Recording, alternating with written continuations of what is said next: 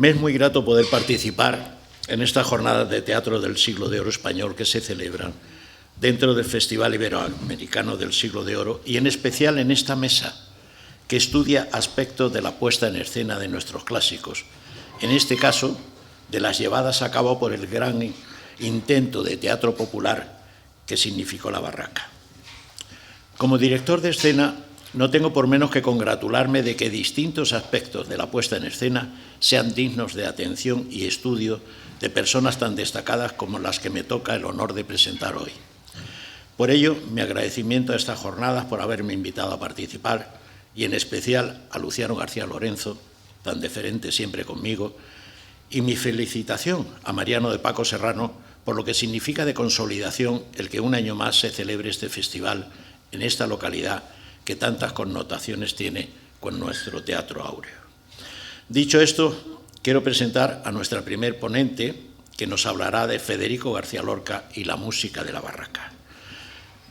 María Palacios Nieto es profesora titular de Historia y de Ciencias de la Música de la Universidad de Salamanca, directora del Máster en Música Hispana de la Universidad de Salamanca y doctora en Música por la Universidad Complutense de Madrid, con la tesis El Grupo de los Ocho y la música en Madrid durante la dictadura de Primo de Rivera.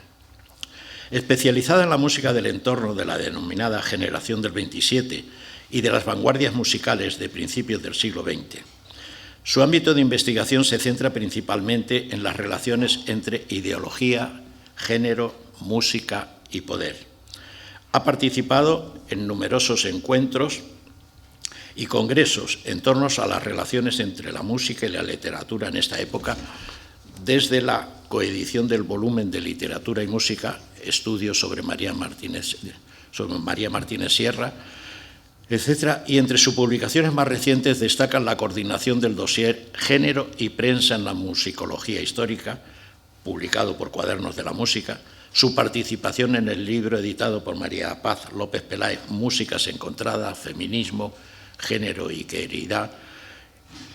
Y no voy a seguir porque quien tiene que hablar es ella. Vamos a dejarle la palabra y a escuchar atentamente porque será un placer, María.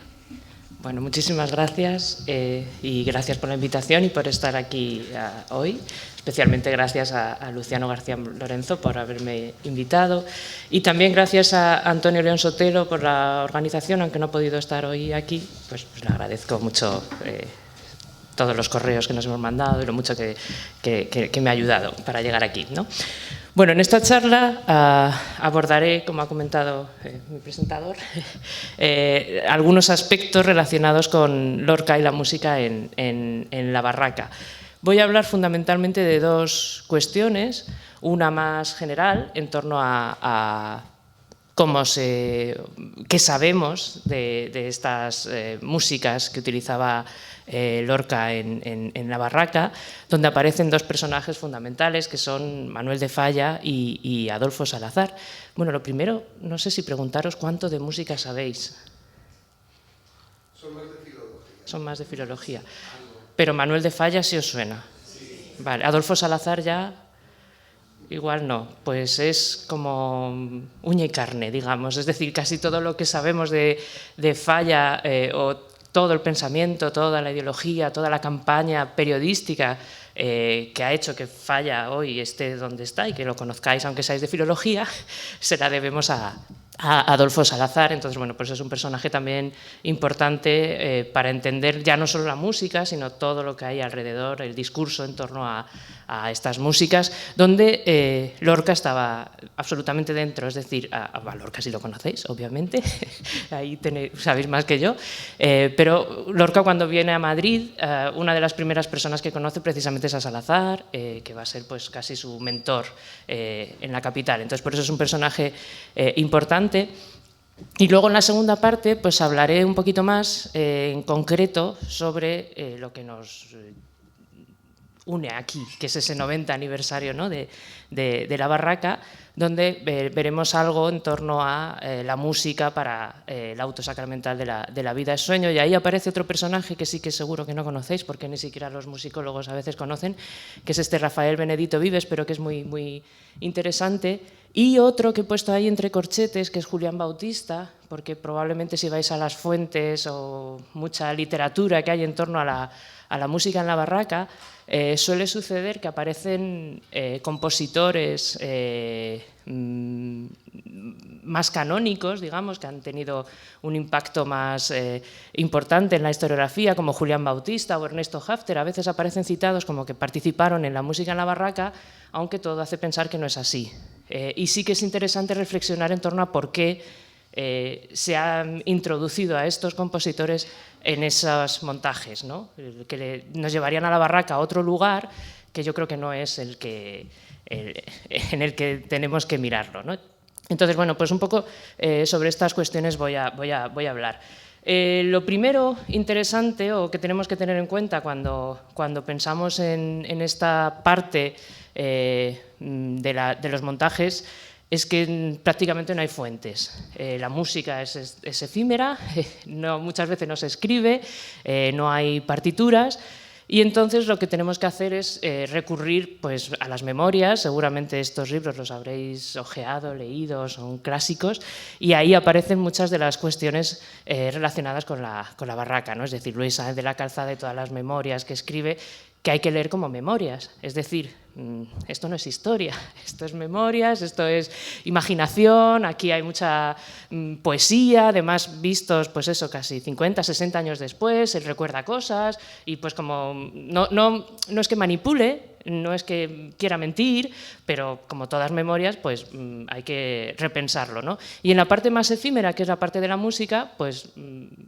es de lo poco que tenemos, con lo que jugar, más algunas otras reseñas en prensa y algunas otras cuestiones, y además le dedica muchísimo a la música. Es decir, esto sí que nos hace pensar que la música era algo importante en estos montajes, porque pensar que primero va a publicar este libro que tenéis ahí a la izquierda y después aparecerá ese otro de Federico García Lorca y sus canciones en la barraca, es decir, en el primer volumen ya le está dedicando muchísimo espacio a la música, ya dice muchas cosas musicales, le parece que se queda corto y entonces escribe otro donde aparecerán esas, no sé si lo habéis visto, con pequeños fragmentos de canciones y de melodías que él recuerda y que le parece que son aquellas que se cantaron y que bueno, pues nos da mucha información también al respecto. Sobre esto pues tenemos un elemento importante, que es esta cuestión de que el actor de la barraca canta. Esto es una obviedad, pero es algo que no debemos olvidar cuando pensamos un poco en estas cuestiones, ¿no? Y él habla de cómo cantaban con generalmente Federico al piano, y aparecen estas frases tan hiperbólicas como la que tenéis aquí en pantalla. Dice: estudiábamos la música que tenía que acompañar a las obras de teatro. Para ello, Federico gozaba de una sensibilidad auténticamente a flor de pie. Conocía, creo yo, toda la música que se cantó en España desde el Neolítico. Esto es maravilloso. Por lo menos, no sé cuándo llegaron los gitanos a la India, ni si pasaron por Creta para traer una manada de toros bravos, de viejos minotauros, pero pienso que antes de eso Federico sabía ya lo que se cantaba en España. Esto es muy bonito y nos da la risa hoy un poco, pero es muy interesante esta idea de que vaya al Neolítico. ¿Por qué pensáis que se va allí? ¿Qué aporta el hecho de que él se supone que de qué está hablando aquí? ¿De qué repertorio? ¿De qué músicas? No está hablando de chocar piedras ni tocar flautas de hueso. Está yendo a un elemento muy, muy interesante, que es la idea de lo primitivo. Y esto va a estar absolutamente dentro de cómo el propio Federico García Lorca, Manuel de Falla, Adolfo Salazar entienden la música popular. Y esto es muy importante porque casi todas las canciones que hay en la barraca vienen de un concepto de lo popular que es muy distinto a lo que quizá entendamos hoy. Si yo os digo ¿qué entendéis por música popular o por música folclórica? ¿Alguien me podría decir algo? ¿O nadie, nada? Podéis hablar, ¿eh? Lo digo, si no voy a estar hablando yo sola y no sé si es más aburrido.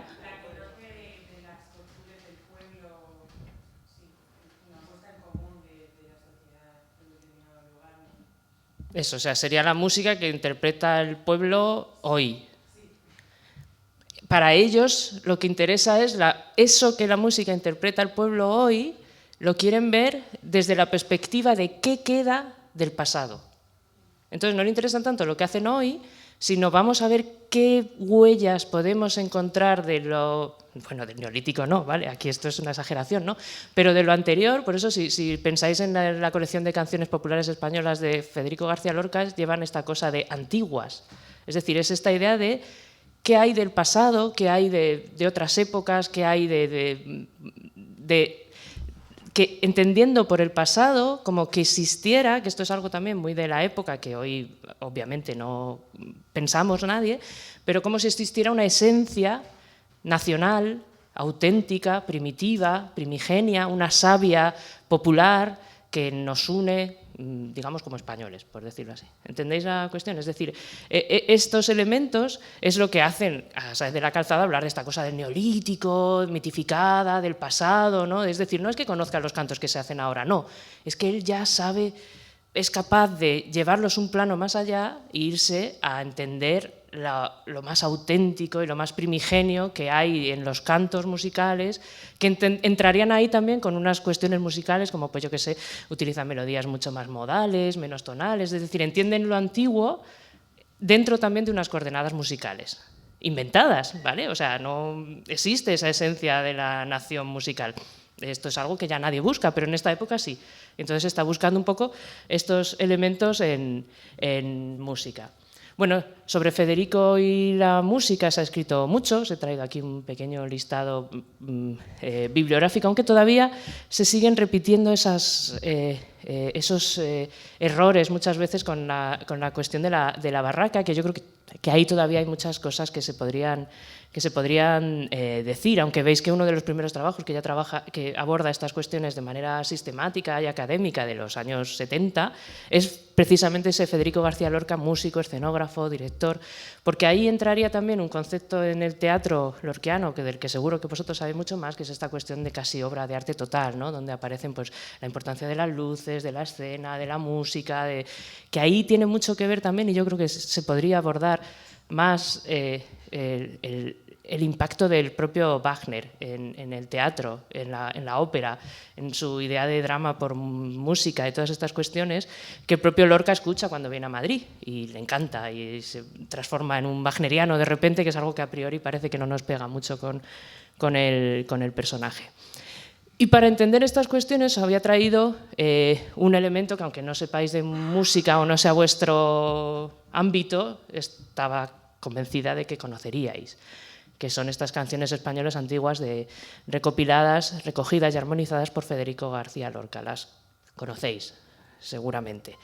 Pero no sé si a veces se nos olvida que él edita las partituras, escribe música, es decir, no es solo un amateur, sino que las publica, las toca, las graba, las recopila, las selecciona, es decir, desde esa perspectiva estamos hablando de un personaje que no es solo un poeta y no solo lo tendríais que estudiar vosotros, sino también en musicología. No sé si, es decir, a veces también estas cuestiones de las disciplinas se nos olvida que a veces hay personajes, como es este caso, que estamos hablando de un músico. Y esto es fundamental también para entender su labor dentro de la barraca.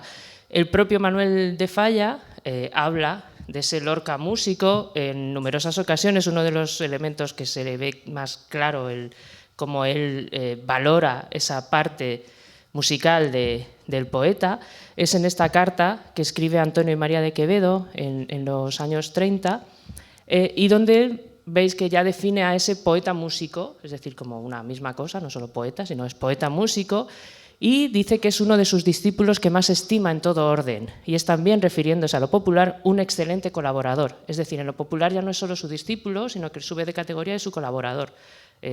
Ambos trabajan, digamos, hacen trabajos de campo, escuchan a la música, recogen cantos, casi como si estuvieran en el mismo nivel, ¿no? Y luego habla de su técnica. Dice, asimilar en lo técnico lo necesario para su trabajo y superar la técnica lo que de la técnica tiene de mero oficio es lo que ha hecho García Lorca en sus armonizaciones del folclore español.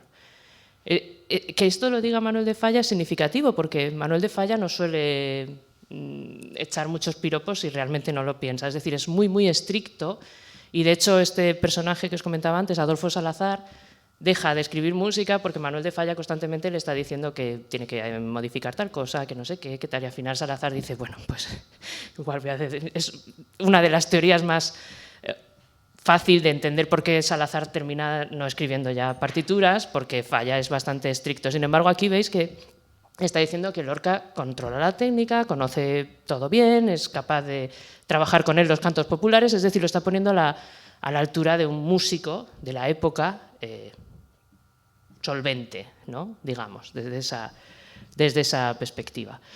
Bueno, pues entramos ya con este músico, poeta, director a ver algunos aspectos de la música en la barraca. Como os comentaba, Sáez de la Calzada va a publicar algunos cantos que se efectuaron en la barraca, según su recuerdo, en ese libro de Federico y las canciones en la barraca. También tenemos algunas canciones transcritas por Gustavo Durán, que es un personaje muy interesante también de esta época, que habría que repensar, un compositor, amigo también de Federico García Lorca. En este libro de Federico y su mundo también aparecen ahí algunos cantos, y estos dos se han recopilado en este libro de Marco Antonio de la Osa, de 2014, donde tenemos pues los de Sáenz de la Calzada y los de Gustavo Durán juntos, y se pueden ver pues algunas diferencias, de cómo no son exactamente las mismas melodías, pero bueno, es útil para tenerlos juntos desde ahí. Y es, digamos, lo poco que sabemos en cuanto a las fuentes. Sí sabemos que Federico García Lorca, además de tocar el piano, también tocaba la guitarra, aunque es menos conocido y pocas veces aparecen fotografías de Lorca en la guitarra, así que generalmente aparece tocando el piano, que parece que es un instrumento que le gustaba más. Aquí de nuevo Sáenz de la Calzada, en estos comentarios tan hiperbólicos que hace, habla al respecto y habla de cómo ensayaban, ¿no? Dice, evidentemente los ensayos para aprender la música no se hacían siempre con los instrumentos reseñados, es decir, la guitarra y el laúd, que eran, claro, bueno, esto es obvio. Si hay giras por provincias es más fácil llevar una guitarra o un laúd que un piano, ¿no? Pues por eso generalmente iban a ir acompañados de guitarra y laúd. Laúd, no el laúd barroco con el mástil para atrás, sino el laúd de rondalla, un instrumento mucho más popular, que es el que aparece en algunas imágenes, luego veremos, y que son un poco los instrumentos con los que solían acompañarse en las giras por provincia. Y luego dice, nada había, creo yo, para Federico más gozoso a la vista de un piano, de cualquier piano, que abrirlo y tocarlo. Parecía como si tuviera una pasión física por el instrumento. Aunque también tocaba la guitarra, nunca le vi el placer, cuando la pulsaba, que el que experimentaba al recorrer con los dedos las teclas del piano.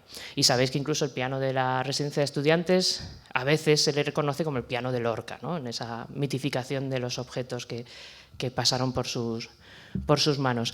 También, no sé si conocéis a Samuel Diz, que aquí, pequeño paréntesis, ha hecho una reconstrucción de la guitarra que tocaba Lorca, que es un poco más pequeña y suele tocar repertorio suyo. Hay un disco muy bonito que se llama La guitarra de Federico García Lorca, donde, bueno, pues con ese instrumento toca música del 27 y es bastante interesante al respecto. Pero lo interesante aquí es ver cómo los actores se iban al piano a preparar las canciones y a aprender ese repertorio que iba a aparecer en las puestas en escenas, ¿no? ¿Qué sabemos? Además de esas canciones, sabemos que también había música incidental por determinados comentarios que hay en las fuentes. No sé si no he traído esa cita que es muy conocida de la lluvia en Almazán, donde se supone que solamente se escuchaban los versos de Calderón acompañados por música. Es decir, que esa música incidental aparece muchas veces en muchos comentarios de la que sí que no sabemos nada. Sabemos algo más de las canciones, poco de la música incidental. Nos podemos imaginar, pues yo qué sé, pues había unas guitarras, unos violines, pues algún acompañamiento no muy invasivo para que se escuchara el texto, que es lo más que es lo más importante, ¿no? También sabemos que en algunas ocasiones parece que lo único que había era música. Por ejemplo, en el burlador, dice el propio Sáenz de la Calzada que lo único que había, la única decoración que había era musical, que a veces se cantaba detrás de las cortinas, es decir, a veces no se cantaba en escena, sino que pues, se ponían detrás de las cortinas. Y dentro de esas canciones lo que nos encontramos es ese amplio concepto de música popular, que casi podríamos definir como aquella que es anterior al siglo XIX. Es decir, el siglo XIX es visto como algo que contamina esas esencias naturales de la música popular, y entonces pues, no se tiene en cuenta ya dentro de esa perspectiva, y es pues, todo lo anterior. Y también aparecerán canciones escritas nuevas siguiendo el estilo de esa música popular, que ahí es donde nos encontraríamos al Lorca compositor, es decir, el que escribe melodías nuevas para un texto teatral que no tiene música, pero que sí que aparecen esas anotaciones de y si se canta, y aparece que esto lo habéis visto un montón de veces, ¿no? Pues el propio Federico García Lorca escribiría dentro de ese vía de lo que es el cancionero, que ahora veremos un poco en qué línea, pues música propia, ¿vale? Entonces, pues aparecerán esas cuestiones. También nos encontramos con danzas, bailes, sobre todo pues en algunos momentos como en las bodas y esas cosas, luego veremos algún ejemplo concreto. Y generalmente lo que sabemos es que había un acompañamiento de guitarras, laúdes y violines. Ahí en la parte de los violines es muy interesante porque nos encontramos con una mujer tocando el violín, que era algo que no era habitual en público todavía en estos años, que es Carmen Risotto, que aparece en un montón de referencias, que el propio Sáenz de la Calzada dice que acabó la carrera de violín, cosa que sabemos que no es verdad. Hay ahora mismo una doctorando en la Complutense que se llama Clara Pertierra, que está trabajando las mujeres en los instrumentos de cuerda en esta época, y bueno, pues ha encontrado el expediente, que me lo ha pasado y se lo agradezco mucho, y esta Carmen Risotto le quedó un año porque llegó la guerra y no pudo terminar la carrera, y luego hay un expediente de depuración y perdemos un poco la pista del personaje. Pero bueno, es interesante ese hecho que también lo une un poco a un espacio de la modernidad, ¿no? Donde tenemos pues, a una mujer tocando el violín, aunque a veces probablemente detrás del escenario. Entonces ahí está en el espacio público hasta cierto punto. Y luego tenemos también un momento interesante del que sí que podemos reconstruir más cosas porque hay más fuentes, que es cuando la Barraca se presenta en Madrid en 1932 con ese auto sacramental de la vida del sueño, donde aparece asociada a la Orquesta Universitaria Escolar, que ya veremos un poco quiénes son y qué hacían, que también es una orquesta amateur, es decir, no es de profesionales, y que cuando surge, el Rafael Benedito está muy contento porque de los 80 miembros, 8 son mujeres. Es decir, también para que seáis un poco conscientes de esa parte, y de hecho aparecen en prensa las 3 jovencitas que tocaban en el violín, que no sé si alguna de estas 3 sería Carmen Risotto, esto ya habría que hacer ahí, lo dudo, pero bueno, pues aparece también esa parte así de novedad dentro de esos espacios amateurs donde a veces se podían permitir unas cosas que los profesionales no. Es decir, en las orquestas sinfónicas de Madrid de estos años solamente hay una mujer en el arpa, que esto es tradición, 1 o 2 según las arpas que haya, y el resto de músicos son varones.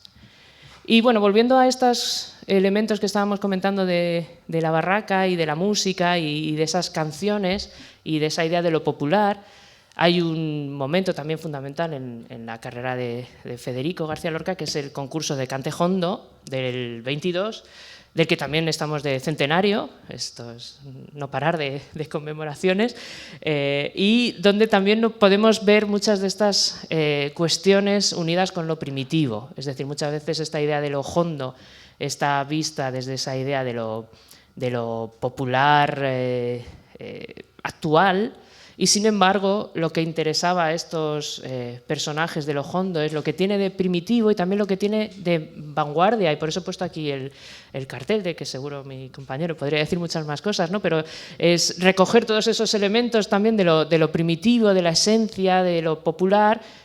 Pensemos que quienes estaban detrás de este concurso son Manuel de Falla, Federico García Lorca, con la intención también de utilizar eso en sus propias obras, es decir, actualizarlo, modernizarlo y recoger esas esencias para hacer algo muy auténtico, ¿no? desde esa perspectiva.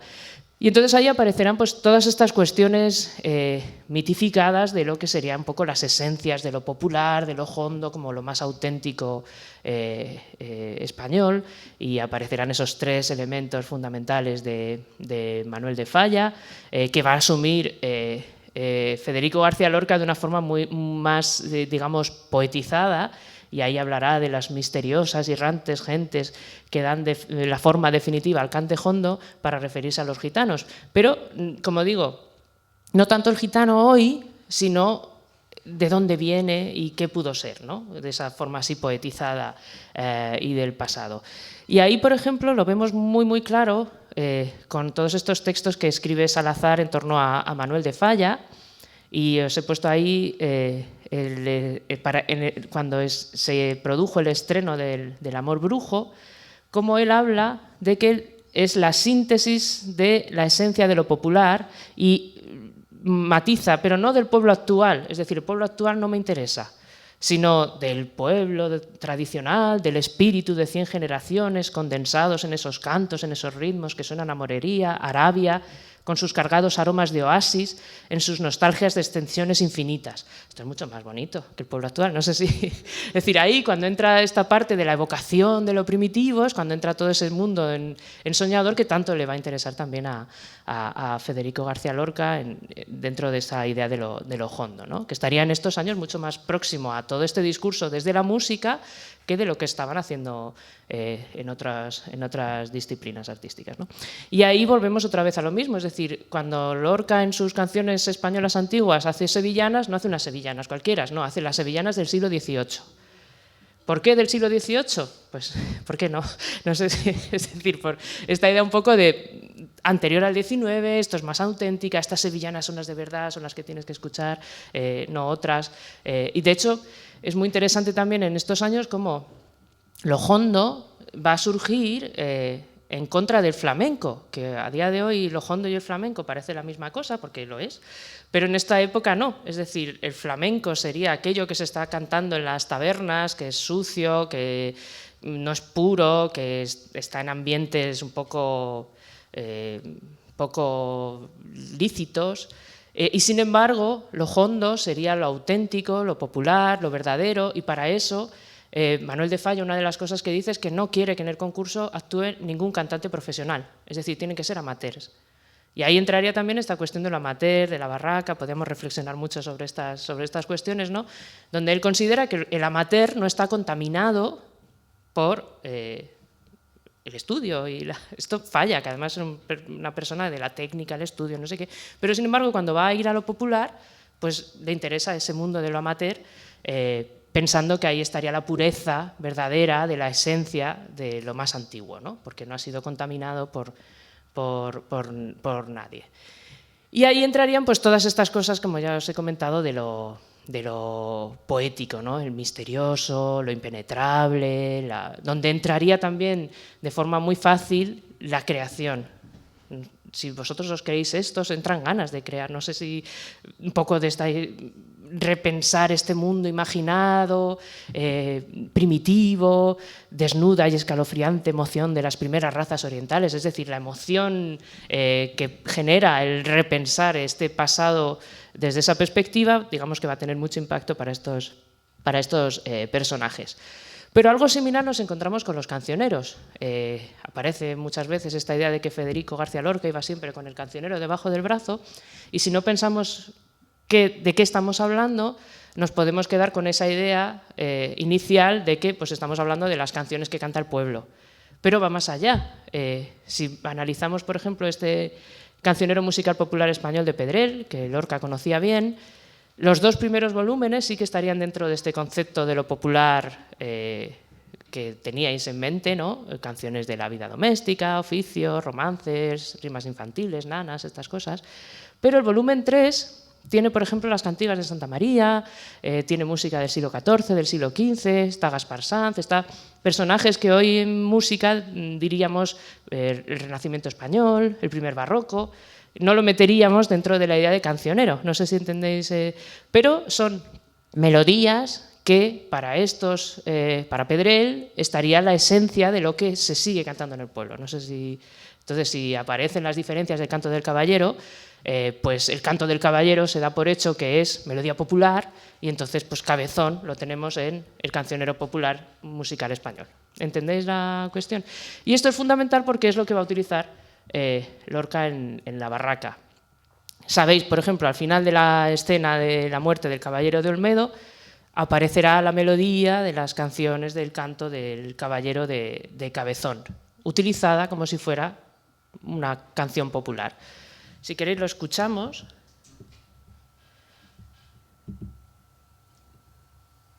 A ver si se oye.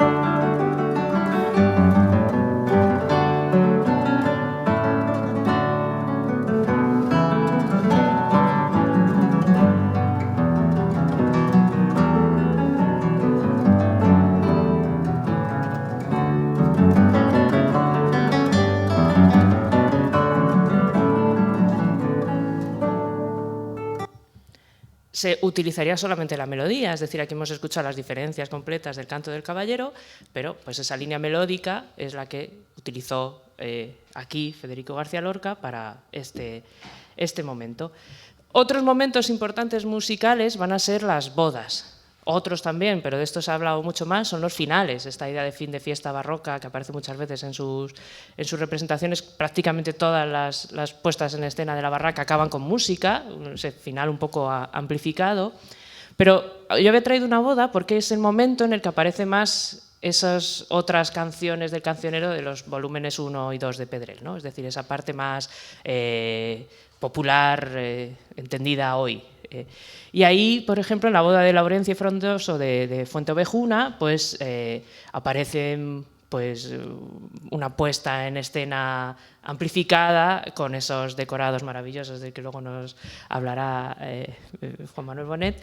Pero yo me voy a centrar ahora en estos personajes que hay delante, ¿no? Donde obviamente hay música, vemos el laúd, la guitarra, este personaje del medio seguramente esté cantando, estos que están bailando, es decir, esos momentos en los que pues, aparecerá una explosión musical con un montón de obras, y ahí aparece de nuevo Sáenz de la Calzada hablando de lo importante que era para él estos momentos de boda, y si veis aparece de nuevo tres cuestiones que hemos visto, lo hondo, en este caso con H, lo más popular, digamos lo más paleolítico. Ahora ya entendemos un poco más ese paleolítico y ese neolítico al que se va este hombre siempre, que quiere decir primitivo, ¿no? Auténtico, verdadero, todas estas cuestiones. Y aquí, por ejemplo, sabemos que utilizó un baile popular del que hay muchas versiones en distintos lugares de España, que es el baile de las agachadas, que eso había traído también un fragmento para que nos imaginemos, en este caso un fragmento de trabajo de campo, donde tenemos a las señoras cantando las agachadas en una línea melódica muy parecida a la que ha recogido Sáenz de la Calzada en su libro, entonces bueno, nos imaginamos que podía ser algo así. Luego la mujer se va a poner a hablar y os va a explicar cómo es el baile y no sé qué, pero bueno, quedaros un poco con la línea melódica de estas agachadas. Este baile se llama las agachadas, y lo bailan solteras, también casadas. Ay, agáchate, Pedro. Se agachaban los Pedros. Se agachaba el Pedro y tal. Tú, Juan, tú, Pedro, tú, Juan. Bueno, cuando tocaba a Juan, pues se agachaba. En corro. En corro, sí, todos sí. en corro. Y luego, ay, agáchate Juan, agáchate Juan. Es decir, que estas dos melodías, en principio tan distintas, serían, desde esa perspectiva, la esencia, lo popular, lo auténtico, no serían tan diferentes entendidas desde esta perspectiva que estamos analizando, ¿no? Y bueno, llegamos así al final, que no sé cuánto podré... Hemos empezado tarde y también iba a haber aquí debate o lo que queráis, yo pararme cuando queráis y hablamos y debatimos. 10 minutos. Bueno, pues en 10 minutos podemos acercarnos un poquito a lo que sabemos de ese lugar que estamos celebrando, de esos 90 años de la Barraca, lo que sabemos de la música en ese auto sacramental de la vida de sueño. Aquí lo primero que encontramos en las fuentes, de nuevo en Sáenz de la Calzada, es que aparece un autor profesional de esta época, que es Julián Bautista, donde dicen que es el que armonizó la música que se utilizó en esta presentación. Dice, toda la obra musical del auto sacramental fue armonizada por Julián Bautista, y todo hay que decirlo, no era obra para ser interpretada en el autobús. Es decir, era como más compleja. Y luego en otro lugar también dice, las loas y bendiciones del auto sacramental las había armonizado Julián Bautista. Pero no parece que sea así. Entonces, ¿por qué aparece Julián Bautista? Es algo interesante porque nos lleva a la Barraca a ese espacio más profesional. Es decir, Julián Bautista va a ser un compositor pues, en la línea de Alberto. Sí que los decorados van a estar realizados por artistas plásticos de la época importantes. Y entonces parece que la música que le hiciera Lorca ya no nos pone la Barraca a dialogar con otros lugares, por ejemplo, como los ballets rusos de Diaghilev, donde teníamos a Manuel de Falla, a Picasso, a Cocteau, a los grandes, artistas intelectuales, músicos, literatos, actuando y colaborando en un espacio, ¿no? Entonces yo creo que por eso, en cierta medida, aparecerá esta cuestión de introducir a también músicos, no digo que adrede o queriendo mentir, sino que probablemente, pues como sabía que había artistas plásticos importantes allí funcionando, pues también habría músicos, ¿no? Y entonces también aparecerá muchas veces asociado precisamente a esa boda de Fuenteovejuna Ernesto Hafter, que es otro compositor importante de estos años, como el que ha hecho las partichelas para Fuenteovejuna, pero si pensamos, quien está acompañando Fuenteovejuna en esos bailes son guitarras, laúdes, el propio Lorca toca la guitarra, ¿para qué va a pedir a Ernesto Hafter que colabore a hacerle una cosa que él sabe hacer mejor? Que esta es la cuestión. Si os acordáis, Manuel de Falla está diciendo que su colaborador en recopilar los cantos populares es Federico García Lorca. No es Julián Bautista, ni es Ernesto Hafter, es Lorca, el que controla el canto popular quizá mejor que estos compositores, porque es lo que le interesa en música. Entonces, no tiene mucho sentido que estos compositores, que vaya a recurrir a ellos para una compañía de teatro amateur, que recordar que la Barraca era tenía ese espacio del amateur reivindicado, además, no como algo que le deslegitima, sino como algo que le hace diferente, interesante, más fresco, no sé si puro, ese punto ya no sé si llegaría, pero sí que aparecerán un poco todos estos elementos. Lo que sí sabemos de la música en este auto sacramental de la vida sueño es que sí que fue amplificada cuando se va a hacer en Madrid.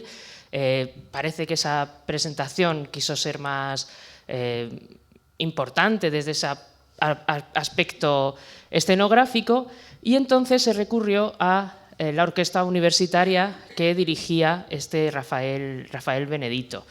Aparece en las críticas periodísticas del evento, la orquesta universitaria de Rafael Benedito. Aparece también que actuará el coro del Instituto Escuela, que era también un coro amateur de adolescentes que cantaban en el Instituto Escuela, que además el repertorio de este coro del Instituto Escuela iba a ser fundamentalmente canciones populares también, entonces pues es algo que estaba dentro de lo podían acompañar perfectamente a esta puesta en escena. Y el propio Federico García Lorca, en la presentación de este Vida en Sueño en Madrid agradece a Benedito y no a Bautista su colaboración, es decir, que todas las fuentes nos hacen constatar pues, que la persona que acompañó a esta presentación no fue Bautista, sino Benedito y la Orquesta Universitaria de Madrid. Lo que pasa es que Benedito pues, es un personaje que ha desaparecido un poco de la historiografía y que probablemente habría que repensar. Entre otras cosas también, a diferencia de Bautista y de todos los músicos que acompañan a Lorca, que hemos comentado antes, Benedito sigue en España tras la guerra y sigue trabajando con el régimen y esto no le supone ningún problema. Y esto también, cuando hablamos de la barraca, generalmente aparece estas cuestiones también de un proyecto asociado a políticas de la República de Izquierdas. Y entonces, pues, bueno, estos personajes que después quedaron en el franquismo también a veces desaparecen en los discursos o se miran de otra forma, o bueno, generan problemas para repensarlos en esos contextos que a veces los dibujamos blanco y negro y ya está, ¿no? Y hay un montón de grises por ahí.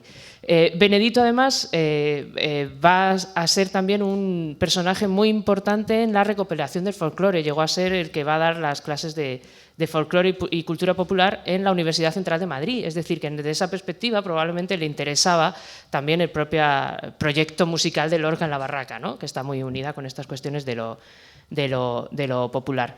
Y de la Orquesta Universitaria Escolar también sabemos poco. Era una orquesta de amateurs, eran también estudiantes universitarios que también estaban haciendo giras por provincias con las misiones pedagógicas, es decir, desde esa perspectiva tiene muchos puntos en común con la propia barraca y se aleja también un poco de esa interpretación de la música sinfónica más elitistas, de los grandes clásicos y esas cosas.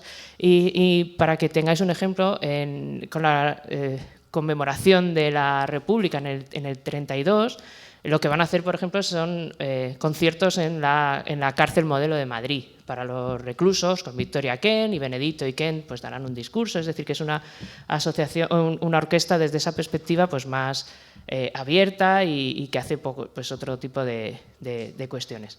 Y tenemos también una imagen de la orquesta que participó en esa presentación de La vida es sueño de la barraca en Madrid.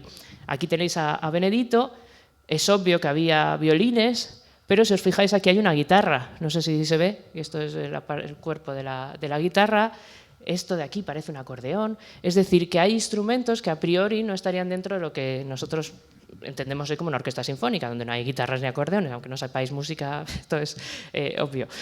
Aquí se supone que tendrían que estar los violonchelos y no hay nadie, no sé si habría, no habría, es decir, que desde esa perspectiva lo que acompaña a esa puesta en escena de la vida sueño parece que es más bien, hoy lo llamaríamos como una agrupación instrumental, es decir, no es una orquesta sinfónica, es un grupo de músicos, tampoco pensar que Benedito decía que la orquesta tenía 80 miembros y no caben, o sea, esto ya es una cosa de... Entonces, bueno, son menos, además vienen miembros también del coro del Instituto Escuela, lo que se hace es amplificar lo que ya se estaba tocando, porque pensar que cuando se toca, la puesta en escena de la vida sueño en Madrid ya venía haciendo una gira por provincias, donde no estaban estos miembros de la orquesta.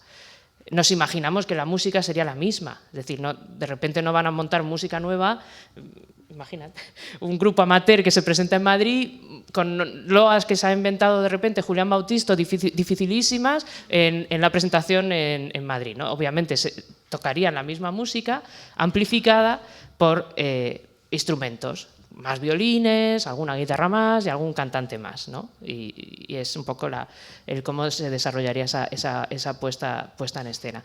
Y aparecen también ahí muchas fuentes donde nos hablan un poco de esa música que sonaba, se habla de vihuelas, ya hemos visto que eran guitarras, no vihuelas, cantores adolescentes, el coro del Instituto Escuela, es decir, hay muchas fuentes en prensa que nos hace pensar también qué tipo de música sería.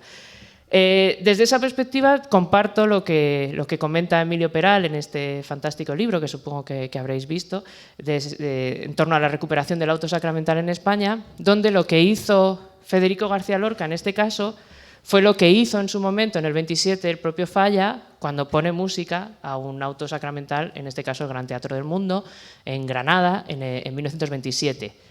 ¿Qué va a hacer lo mismo? En este caso sí que tenemos la partitura y ahí podríamos repensar que algo similar fue lo que sonó en Madrid, y veis que aparece pues eso, adaptaciones de El cancionero de Pedrell, aquí tenéis a Gaspar Sanz, o por aquí tenemos pues un canto de montaña del cancionero de Pedrell, que iría un poco en esa misma línea de lo que hizo Lorca en su momento.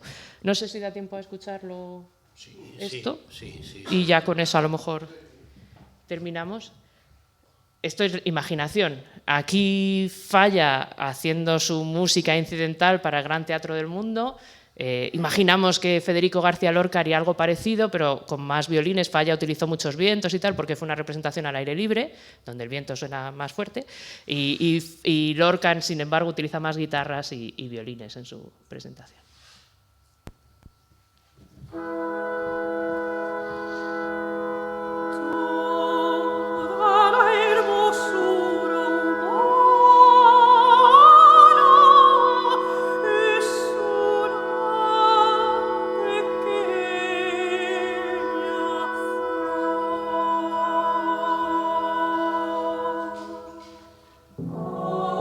Aquí el coro, también hubo un coro en La vida del sueño.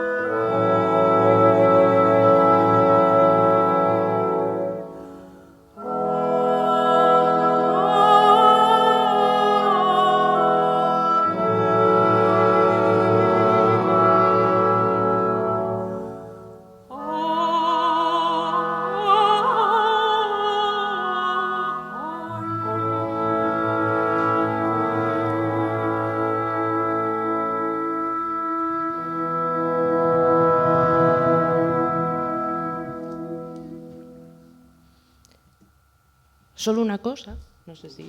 Sí.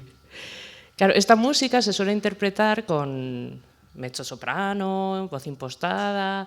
Yo tengo dudas de que se cantara así. Vuelvo otra vez para ir a ese espacio de lo amateur. De hecho, Falla lo que pone es voz. Y el ámbito es bastante bajo, lo canta una mezzo.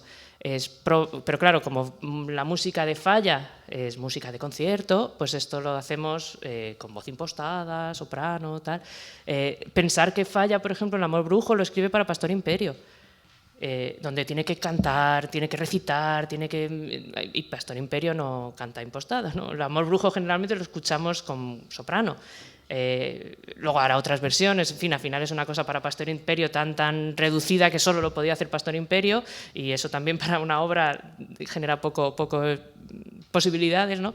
Pero probablemente esta música sería más lógica escucharla pues con una voz más natural, sin impostación, más popular, más dentro de ese espacio de lo amateur, porque si veis la orquesta tampoco es una orquesta sinfónica, ni es una agrupación instrumental de instrumentos de viento que necesito para este momento.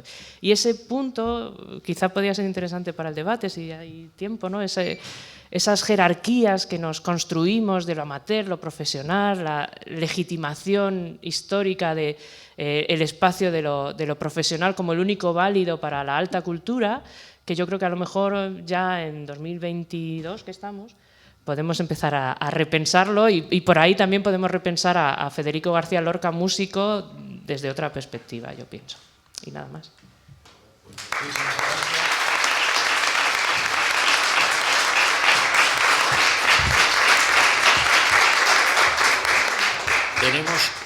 Tenemos 7 minutos para preguntas,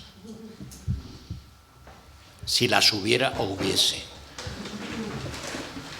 ¿Lorca llegó a componer alguna pieza musical completa, o solo adaptaba piezas musicales de otros autores, según las circunstancias?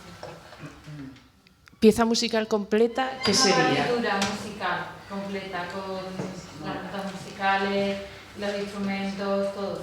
Las claves. Lo más de partitura completa que tenemos es esto de piano. Que él compone cosas, sí. Que no se conservan, pues también. Pero sí que hace muchas melodías para su teatro. Muchas. No solo para la barraca, sino también para... que están sin explorar. Ahí yo estoy en medio de un proyecto, a ver si lo grabamos, porque son muy... Tenía alguna cosa por aquí, si queréis escuchar algo de Lorca, por ejemplo, para esta... Para la presentación del auto sacramental La vida es sueño, podemos escuchar esto, que es una melodía de Venid, corred, volad, que yo estoy convencida de que la hizo el propio Federico García Lorca en una versión que está por hacer, pero para que os hagáis una idea, de Natalia Palencia.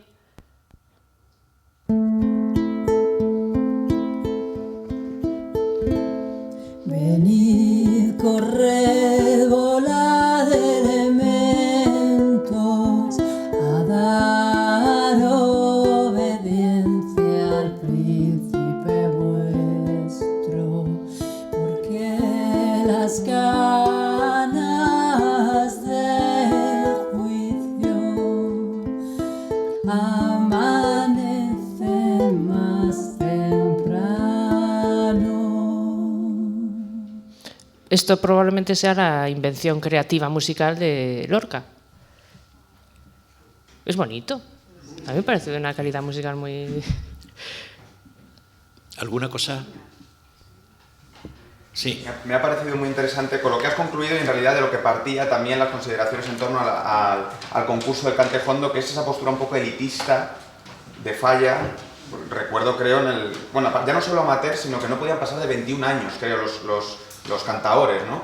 Incluso decía, y que no les desaliente que suelten algún gallo o que desafinen, ¿no? Ponían en el cartel, creo recordar, ¿no? Entonces, claro, esa postura, yo creo que la crítica incluso ha considerado que esa postura de Falla en cierta medida elitista fue parte del fracaso del propio concurso en sí mismo, ¿no? No sé si está de acuerdo. Claro, se quitó a la gente que cantaba. O sea, eso generó mucha polémica. Primero, yo no sé si tanto elitista como aprovechada. Que no sé si es lo mismo, porque elitista es como te miro desde... O sea, Falla, realmente, yo creo que realmente él creía en esta cosa de las esencias. Si no piensas en esto, ya es... Entonces, él realmente está buscando la pureza. Y él genera todo un discurso intelectual en torno a dónde puedo encontrar yo esta pureza, y le parece que está ahí. Yo creo que él mismo igual luego pensó que se había equivocado, porque el concurso no tuvo mucho éxito en lo musical, pero sí que tuvo muchísimo éxito en construir el concepto de lo hondo, hasta hoy. Es decir, lo hondo, lo puro, lo auténtico. Si yo os digo, ¿qué es lo hondo? Pues las esencias, el desgarro, todas estas cosas.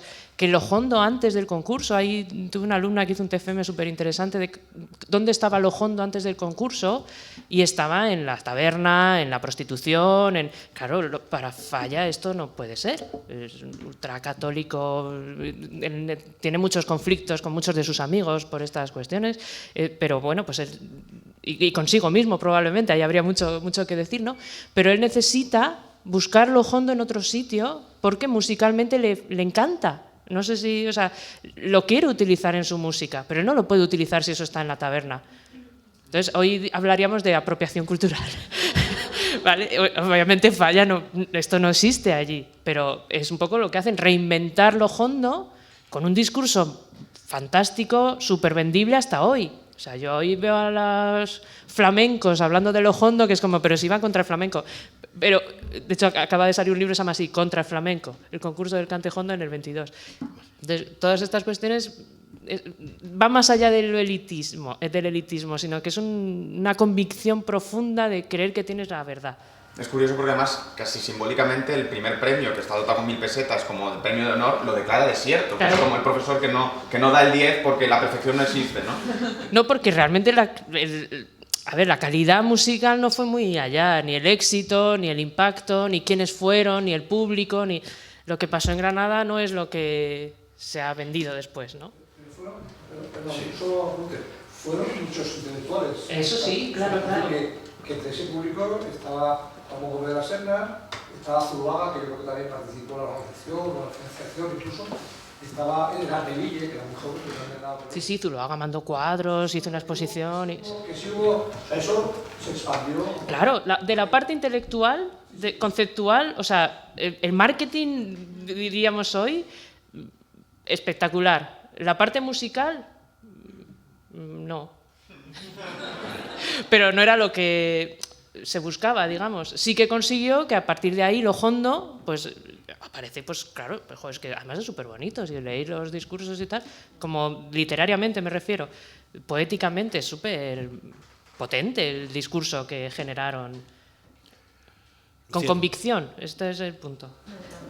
Una pregunta muy concreta, en la línea de lo que tú acabas de decir y tú corroboras, claro, de esta parte intelectual, ¿no? En uno de los espectáculos, Pedro Salinas, el poeta, parece, por lo que nos cuenta Luis Sáez de la Calzada, con todas las reservas que tú has citado, evidentemente, que compuso una breve composición, ¿no? Mi pregunta es, ¿hubo más participaciones de este tipo desde el punto de vista musical? Yo las literarias, escénicas, las conozco más, pero desde el punto de vista musical, estas cositas, llamémosle mínimas, pequeñas, incidentales prácticamente, ¿hubo más o de Pedro Salinas es, digamos, un poco al dentro? Es que yo tampoco me la creo. O sea, yo creo que Sáez de la... No, ni la de Salinas... O sea, ya no necesito otras fuentes. Porque la única que hay vuelve a ser Sáez de la Calzada. Es que Sáez de la Calzada incluso dice, un poco, porque se convierte ya en lo que acabas de contestar, se convierte un poco ya en peliculero, como decimos ahora, ¿no? Porque él dice, y cuando llegamos a la Merenda de Pelayo, y Pedro Salinas, que estaba allí, era el secretario de hecho de la Merenda de Pelayo, y Pedro Salinas estaba allí, qué emoción la demostró cuando escuchó su propia música. Bueno, es todo un poco en la línea de muchos textos que tú has expuesto, ¿no? Claro. De que haya aquí un poco de teatralización. Claro, y sobre todo porque es que Federico García Lorca conoce el cancionero mucho mejor que Pedro Salinas. Entonces, a no ser que, yo qué sé, hiciera una canción, pero pues que montar una canción y preparársela y tal, no es me canto una cosa y ya entra ahí en escena. Esto, bueno, la gente que hacéis teatro, o sea, meter música en teatro para una compañía de amateurs, o sea, la tenían que estudiar mucho, y de hecho Sáenz de la Calzada también se enfada a veces diciendo que ya no sabíamos todo y a Lorca no le gustaba y decía, ala, otra. O sea, que parece que es bastante perfeccionista en qué música utilizar y cuándo y cómo montar todo, como para que de repente Pedro Salinas, que no sabemos que haya hecho mucho más musicalmente, invente una melodía para que aparezca allí. Pero que puede ser, pero yo necesitaría más fuentes. Bueno, pues si os parece, vamos a cerrar esto y vamos a abrir otra puerta. Yo sí quería exclusivamente, primero, decir el gran acierto de esta mañana, porque hemos pasado, o vamos a pasar, del concepto popular, hecho un teatro popular para el pueblo, de la tradición musical, y sin embargo, la Barraca nunca consideró que el público que iba a escuchar, que iba a ver sus funciones, era un público despreciable, analfabeto, al que había que alfabetizar de alguna manera, y eso, aunque era verdad, lo va a demostrar ahora Juan Manuel Bonat, porque igual que se enraiza en la tradición en cuanto a la música, vamos a ver ahora lo que significa de vanguardia en cuanto a la escenografía. Es decir, vamos a aportarle al pueblo lo que nosotros sentimos que es del pueblo y al mismo tiempo vamos a darle una visión absolutamente actual de todo. Así que muchísimas gracias, María, porque ha sido un verdadero placer escucharte, y cerramos esto con un gran aplauso para ella, para recibir a